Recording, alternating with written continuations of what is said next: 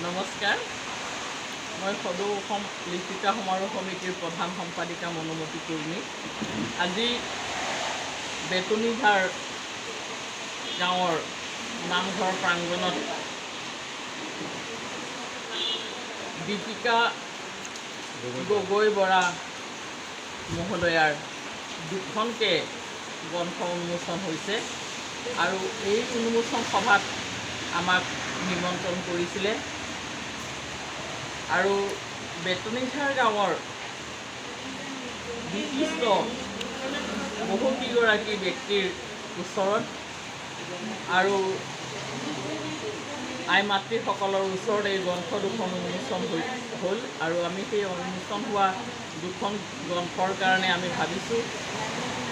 যে অসমৰ ভাষা সংস্কৃতিৰ সংযোজন হ'ব এই দুখন কিতাপ আৰু লেখিকাগৰাকীক যিহেতুকে দুখনকৈ কিতাপ লিখিলে দীপিকা গগৈ বৰা মহোদয়াৰ সৃষ্টিৰ ধাৰা অব্যাহত থাকক আৰু আমি আশা ৰাখিছোঁ এই অঞ্চলৰ উৎসাহী মহিলাসকল সদৌ অসম লেখিকা সমাৰোহ সমিতিৰ সহযাত্ৰী হওক, ভাল পাব। আমিবিলাকে এই অনুষ্ঠানটোত অসমৰ চুকে কোণে প্ৰায় 600 শাখা আছে সদৌ অসম লেখিকা সমাৰোহ সমিতিৰ আৰু অসমৰ বাহিৰৰ ভাৰতবৰ্ষৰ কেইবাটাও শাখা আছে আৰু ভাৰতবৰ্ষ বাদ দিও আমি বিদেশতো ইয়াৰ শাখা কৰিবলৈ সক্ষম হৈছোঁ। গতিকে এই বিশাল অনুষ্ঠানটোত জাতি বৰ্ণ ধৰ্ম নিৰ্বিশেষে আমাৰ গাঁৱৰ ভিতৰৰ অঞ্চলৰ পাকঘৰতে আবদ্ধ হৈ থকা মহিলাসকলৰ হাতত কলম তুলি দি নিজৰ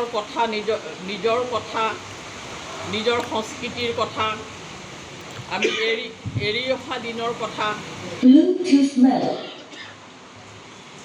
সাধু কথা আইনাম বিয়ানাম ধাইনামৰ পৰা আদি কৰি আমাৰ যিমান সংস্কৃতি আছে, অসমীয়া সংস্কৃতি আছে, সেই সকলো কথাখিনি আমি কিতাপত ইতিমধ্যে